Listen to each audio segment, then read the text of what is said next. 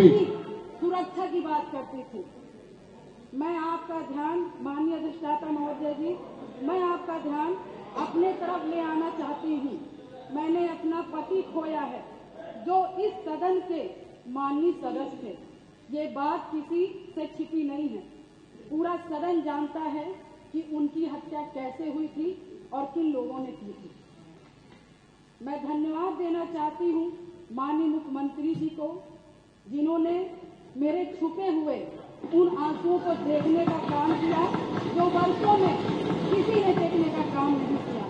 मेरा दुख, मेरा तकलीफ माननीय मुख्यमंत्री जी ने देखने का काम किया और सही मायने में मुझे न्याय दिलाने का और देने का काम किया। माननीय अधिष्ठाता महोदय जी, मुझ जैसे पता नहीं कितने प्रयागराज में पीड़ित परिवार को माननीय मुख्यमंत्री जी ने ऐसे अपराधियों को दंड दे करके उनको न्याय दिलाने का काम किया है। और कल शायद मेरी प्रयागराज की जनता मुझे सुनेगी तो वो लोग भी माननीय मुख्यमंत्री जी को धन्यवाद देने का काम करेंगे पुनः दोबारा। और माननीय अध्यक्ष जी, मेरे जैसे पता नहीं कितने महिलाओं की सिंदूर को मिटाया गया, पता नहीं कितने माताओं की गोदी सूनी कर दी गई। मैं धन्यवाद देना चाहती हूँ ऐसे मुख्यमंत्री जी का, जिन्होंने जीरो टॉलरेंस ला करके पॉलिसी को ला करके अपना करके अपराध और माफिया अतीक अहमद जैसे अपराधियों को मट्टी में मिलाने का काम आज प्रयागराज अधिष्ठाता महोदय जी, आज प्रयागराज ही नहीं अपितु पूरा उत्तर प्रदेश की जनता आज माननीय मुख्यमंत्री जी के तरफ विश्वास की नजर से देखता है कि कोई भी प्रदेश का कोई भी माफिया या भूमाफिया हमारे भाई की तरफ, हमारी महिलाओं की तरफ, हमारी बहनों की तरफ बुरी नजर से उठा के देखने का काम करेगा तो उस हर अपराधी को मिट्टी में मिलाने का काम किया जाए।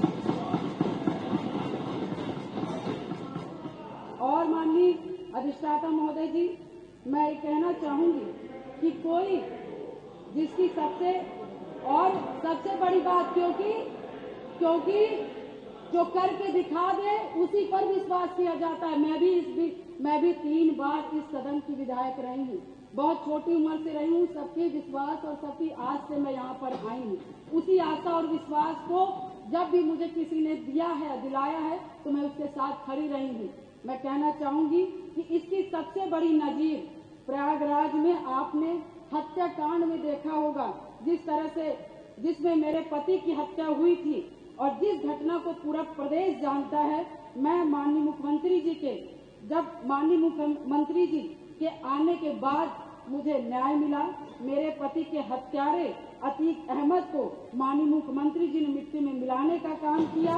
मैं उनके इस जीरो टॉलरेंस की पॉलिसी का समर्थन करती हूँ और मुझे लगता है कि इस बात को मैं नहीं कहना चाहती थी, क्योंकि मैंने आज तक चाहे सदन हो, चाहे सड़क हो और चाहे मेरा घर हो, चाहे परिवार हो, मैं विधायक बनी मगर मैंने बहुत ही शालीनता से अपना परिवार, अपना समाज और सदन की मैंने हमेशा गरिमा बनाए रखी।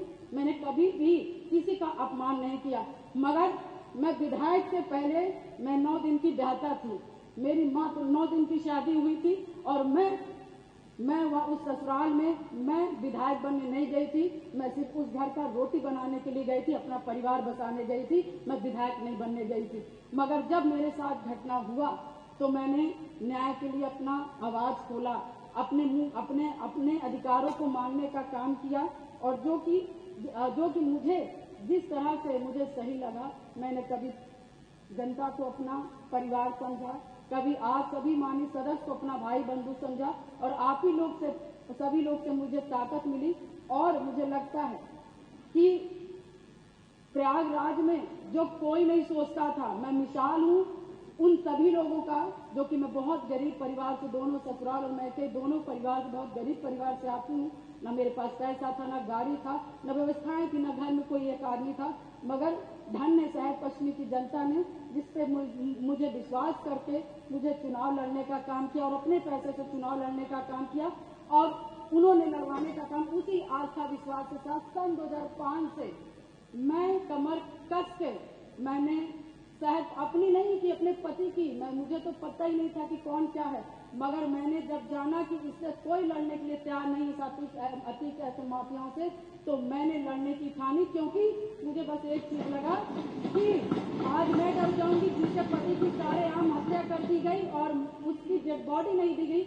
ऐसे पता नहीं कैसे नॉर्मल इंसान जो छोटे छोटे समाज के लोग होंगे, पता नहीं हजार राजू पाल की हत्याएं हो जाएंगी और हम जैसी लड़कियां गूंगी बहरी घर में बैठ जाएंगी। अधिष्ठाता महोदय, मैंने उनकी आवाज मैं सुन करके और मैं अपने लिए लड़ाई नहीं की, पूरे शहर पश्चिमी और पूरे प्रयागराज और पूरे उत्तर प्रदेश की जनता के लिए लड़ने का काम की। और शायद मेरे आराध्य शिव जी को तरस आया होगा जिन्होंने माननीय सदस्य की सरकार समाप्त कर लेना और हमारे जो सबको बोलना है जी को मानने वाले भगवान जी हनुमान जी को मानने वाले हैं, ऐसे मुखिया उत्तर प्रदेश के सरकार के मुख्यमंत्री बने। और शायद मेरी दम घुट रही थी और शायद मुझे दिक्कत हो रही थी और शायद मैं लड़ते लड़ते कहीं न कहीं अंदर से टूट रही थी, शरीर कमजोर हो रही थी, परेशान हो रही थी।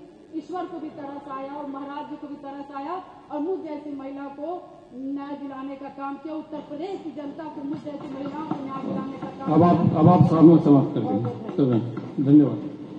श्री बेचई सरोज। 1292 ये विकसित भारत की तस्वीर है जो मैं आपके सामने बात कर रहा हूँ। आप किसान की, गरीब की, मजदूर की बात करते हो, उसका दृश्य अभी आपने देख लिया। आप पीडीए की बात करते हो, कुंदरकी में आओ तो पीडीए दिखाओ। पीडीए का मतलब है दलित, पिछड़ा और अगड़ा। अगड़ा कौन है? अगड़ा हम मुस्लिम है, तुर्क है, शेख है। यहाँ एक तुर्क विधायक बैठे हैं पड़ोसी और एक शेख। आपके मुख से कहता है ये राजपूत वंश से आते हैं, दोनों मेरे पड़ोसी हैं।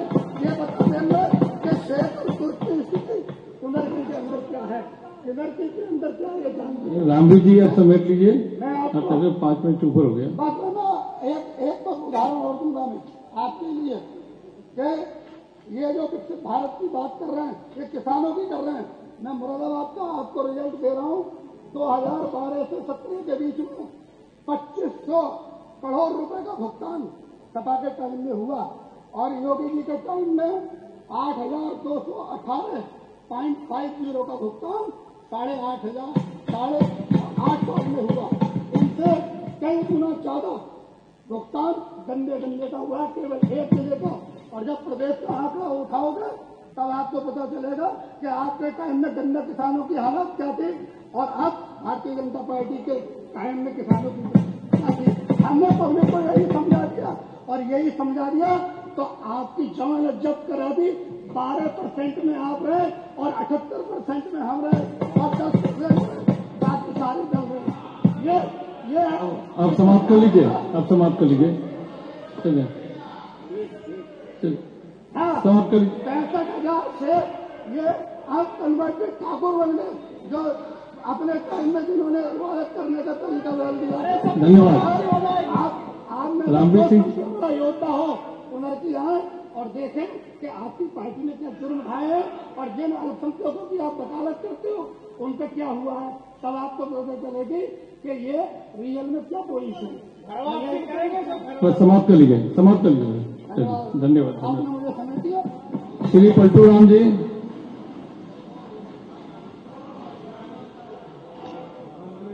आपने मुझे विकसित भारत, विकसित उत्तर प्रदेश, आत्मनिर्भर भारत, आत्मनिर्भर उत्तर प्रदेश के विजन 2047 पर हो रही चर्चा में बोलने का अवसर दिया।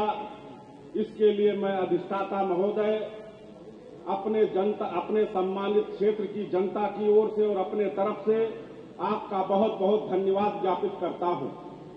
ये विजन 2047 पर हो रही चर्चा के दौरान मैं सुबह से देख रहा हूं कि हमारे विपक्ष के साथी जिस तरह से बाबा साहब भीमराव अंबेडकर के नाम को लेकर के अपने उस उपस्थिति को दर्ज कराने का काम कर रहे हैं जो पूर्व में इनके नेता ने डॉक्टर बाबा साहब भीमराव अंबेडकर के उस सम्मान को अपमानित करने का काम किया था। मैं आज समाजवादी पार्टी के नेताओं से पूछना चाहता हूं कि वर्ष 2016 में गाजियाबाद में हज हाउस का उद्घाटन चल रहा था।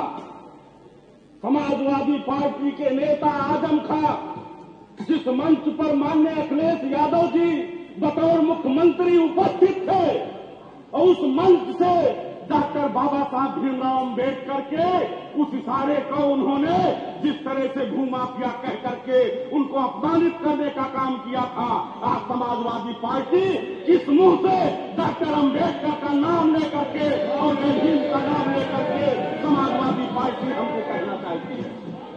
ये समाजवादी पार्टी के लोग जब इन्होंने देखा कि इनका धरातल पूरी तरह से खिसक चुका है, कभी समाजवादी पार्टी के मुख्यालय पर अपने आप को शूद्र लिख करके बहुजन समाज के, दलित समाज के लोगों को चिढ़ाने का काम करते हो। हम आज पढ़ लिख करके विकास की तरफ रुख कर चुके हैं और आप हमें उसी पुरानी झंझावट में फंसा करके हमको आप गरीबी की तरफ झोंकना चाहते हैं। मैं आपसे पूछना चाहता हूं कि वर्ष 2 जून 1995 की वो घटना, मैं बार बार सदन में कहता हूं, जो दलित समाज की बेटी जब उत्तर प्रदेश के मुख्यमंत्री पद की शपथ लेने के लिए अग्रसर हो चुकी थी, तो उस समय 2 जून 1995 को समाजवादी पार्टी के गुंडों ने बहन मायावती के जान लेने की नाकाम कोशिश करने का काम किया था। ऐ समाजवादी पार्टी के लोगों, ऐ समाजवादी पार्टी के लोगों, ये दलित समाज कभी तुमको माफ नहीं कर सकता है। ये दलित समाज कभी आपको माफ नहीं कर सकता है। दलित समाज अगर आज किसी पार्टी के लिए है तो भारतीय जनता पार्टी के लिए है, क्योंकि भारतीय जनता पार्टी ने उस समय भी दलित समाज की बेटी को बिना शर्त समर्थन दे करके मुख्यमंत्री बनाने का काम किया था।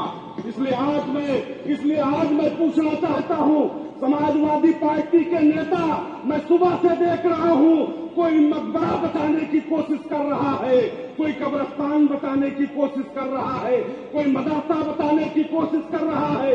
मैं उनसे पूछना चाहता हूं, हमारे बलरामपुर की ही धरती पर जलालुद्दीन उर्फ छांगुर, जिसने हजारों हमारी बहन और बेटियों का धर्मांतरण करा करके उसकी अफमत को लूटने का काम किया और जिसको संरक्षण प्राप्त